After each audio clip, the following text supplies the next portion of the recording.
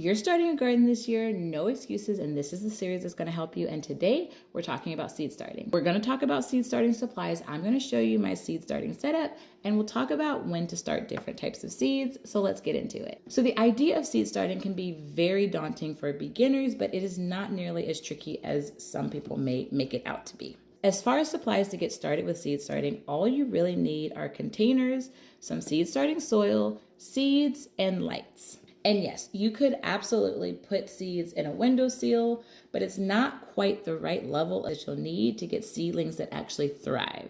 So I 100% recommend you get a grow light. Now this could absolutely be shop lights that you can get from a big box store, but you're gonna need a light. Aside from that, your containers could be anything from egg cartons to old milk jugs. You could use a seed starting tray. That's really not important. What is important is the grow light. When you're choosing a location to start your seeds or to have your seed starting set up, you definitely want an area that's not too drafty. You want to choose a location that does have good airflow, and ideally you'd like a place that's rather warm. When we're talking about when to start seeds, it is absolutely going to depend on the type of seeds you're looking at.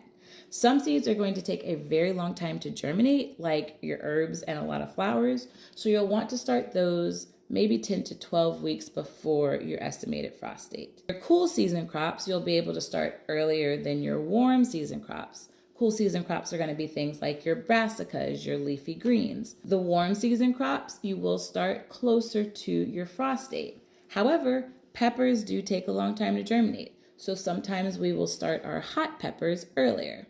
Now, the caveat here is if you use something like hydroponics to start your seeds. And that's exactly how I start all of my seeds for my garden. Most seeds hydroponically are going to germinate a lot quicker than if you germinate them directly in seed starting. There are seeds that you're not going to want to start.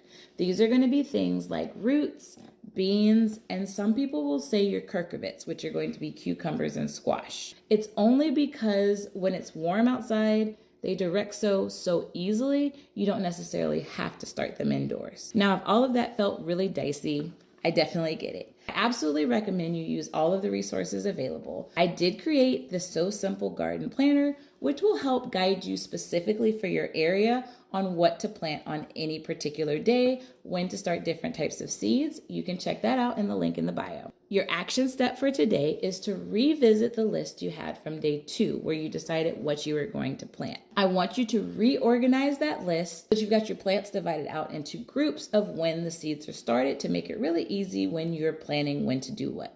If you need a little bit of extra help, you can use a resource like the So Simple Garden Planner to help you plan out your garden. Now, before you actually go and start those seeds, check out tomorrow's lesson because we're going to be talking about what to start indoors and what you can actually do better by just purchasing.